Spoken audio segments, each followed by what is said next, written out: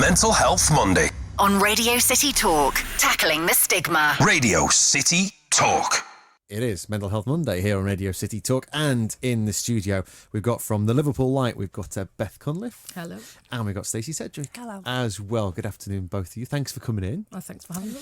Now, the Liverpool Light, is it right? You're down the London Road It way? is, yeah, 181 to 185 London Road. Now, it's a preventative out-of-hours mental health crisis service, but it's something that's been going about a year now. Yeah, just over. We launched the service in April of last year.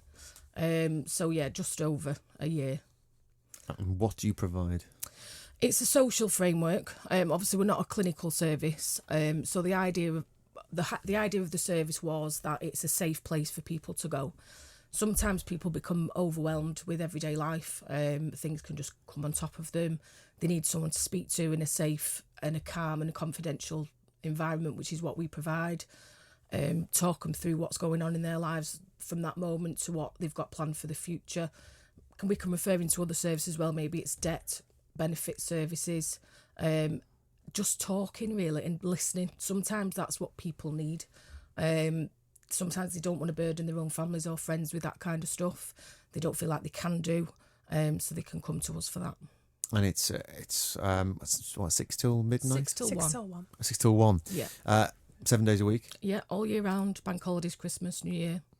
And so what's if someone hasn't been there before or feels that they might need to use those services, what's on offer? What if they walk in through those doors? You can just turn up on the night. That's absolutely fine. There is a referral form for people to fill in, more for us and for them, so we've got a bit more information about them. You can get referred from your GP. We've got a website as well where you can actually fill in the online referral form, which will come directly to ourselves. You come to the door on the night, you'll get welcomed warmly. You'll get offered a nice warm cup of tea if you need one. Just a safe place to talk, really. And obviously, if someone does need clinical intervention, then they do still need to go to A&E, and that's quite clear. But with creative support, we want to make sure that they've got an alternative for that. A&E isn't the place for everybody. Sometimes it can exacerbate people how they're feeling at that time. The waiting time, obviously, in A&E is quite long sometimes, depending if it's busy or not. And with us, there isn't that waiting time. You can come straight in and speak to someone straight away. And what's the first 12 months been like? It's been interesting. It's been there's been quite a range of people who've used the service, from professionals who've maybe off with PTSD. We've had people who've been to Hillsborough and been affected by that and have never actually received any counselling or anything since then, and they've got to a stage in lives where they're just completely overwhelmed with it. A broad range of people accessing the services, to be honest, but the numbers are picking up. And what's the reaction been like from other services that obviously you will have to work with and link in with, like you say? I mean, we work with the police, ambulance, and obviously A&E as well. A&E will have to refer people down to ourselves if they feel that someone doesn't need clinical intervention and just needs more of a social framework. And obviously they're positive about the service because it obviously gives them another option for people as well. We know A&E is a busy department. The demands there are huge at the best of times. The same with the police as well. We've had positive feedback from them. They've often said that sometimes they do have to get involved in mental health crisis, but it's not always necessarily the correct place for them to be. If someone's in mental health crisis and then they're getting picked up by the police force, are they then going to feel that they've done something wrong? Or, why am I getting picked up by the police? So it means they've got an alternative as well. And often sometimes police officers, if they do have to go to A&E, have to sit and wait in A&E with that person until they've handed them over to A&E staff. And they haven't just got the resources for that at the best of times. This is Mental Health Monday. We're talking about the Liverpool Light service, which has been going just about a year now, out of hours mental health crisis service. Beth Cunliffe is with me now. When you go back to when this was all set up and the reasons why it was needed, what actually went into the planning and setting up of it? Yeah, well, obviously we work alongside Liverpool City Council. An opportunity came up for some funding which needed to be kind of an innovative idea to bring something new to the city that would kind of prevent mental health crisis or support the already existing services in mental health in the city. So at Creative Support, we'd sat and thought about this for a while, about the demands. We've got 12 supported living services across Liverpool ourselves with Creative Support as well. So we kind of work with a lot of clients who have been in hospital for maybe a prolonged period of time, want to get reintegrated back into the community, and that safety net of hospital is often gone. So they then feel a little bit fearful about going back into the community. So we thought, well, if there's a service there that they know is there, they can access it as and when they need to, out of the normal kind of working hours of your GP, etc.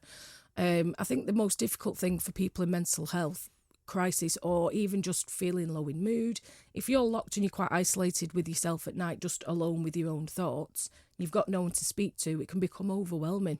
So that's why we wanted to introduce this. And obviously we worked with Liverpool City Council closely and ourselves to make sure we got it right, looking at what hours the service should operate from.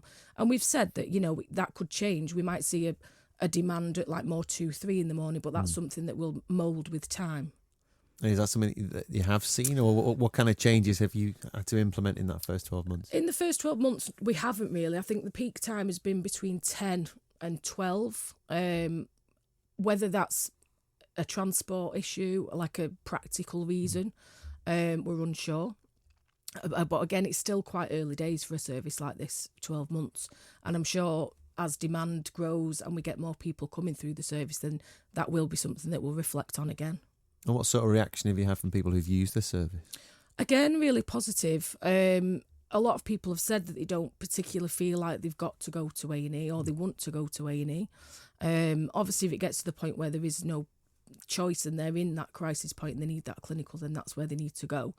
But it's the fact that they can use our service, which will hopefully then prevent them getting to that stage. So they know they can put measures in place and they can come and speak to trained staff who've worked in mental health frontline services for a long time and can receive that support that they need there and then without having to wait several hours sometimes.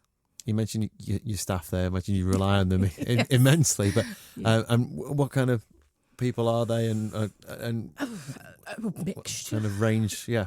Yeah, obviously we were quite, when we were recruiting for this service, we realised that we needed a certain kind of person who can work in that service, someone who can manage stress quite well, they can de-escalate any potentially difficult situations.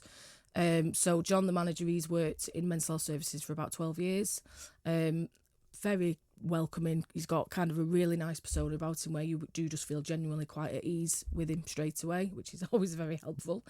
Myself and Stacey also have both worked in that service, and we still do, which is a good thing for us because we like to be on the front line still as well. But yeah, it's very welcoming.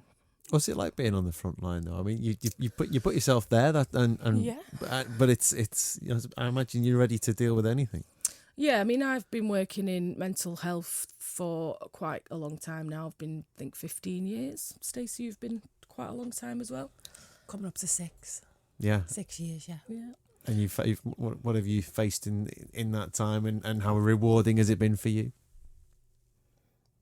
I think it's rewarding for everyone who works in this field. The fact that you can get some really positive outcomes for people. Especially people who have been in hospital for 10, 15 years and are now reintegrated back into the community. You've prevented relapse. You know, they've been well for quite a long time. I think for us all as well, there's kind of a personal aspect to that as well. I mean, I've been affected by mental health myself in my own personal life, and I think that that's something that you can give back to clients that we work with, knowing that it is difficult seeing people that you love struggle in that way. Each case is different. Yeah. Each case is different. That comes through as well. Yeah. And you have to treat every single one on its own merit, what you get there and then, and using them assessment skills as to what that person's going to need. It must be difficult because you've got those assessment skills, like you say, but each person is an It's individual different, yeah. person, and you really have to make that connection, don't you? Yeah. And usually in quite a short space of time to put someone at ease, to be able to then feel that they can give you that information, which often is really personal. And it must be quite difficult to discuss very personal things with someone that you've maybe only just met. So that is the big key factor, that you've got to make people feel at ease as soon as they walk in through the door. But if you can do that within a couple of minutes, that's a huge barrier to get across, isn't it? Massively, yeah. But I think if you've got someone who feels kind of vulnerable enough to want to step through that door, they want that help and they want that support. So there is usually... it's usually a little bit easier because they've kind of come to the realisation that they want to be there rather than us kind of making them want to stay. Often they want to stay because they want to get that support.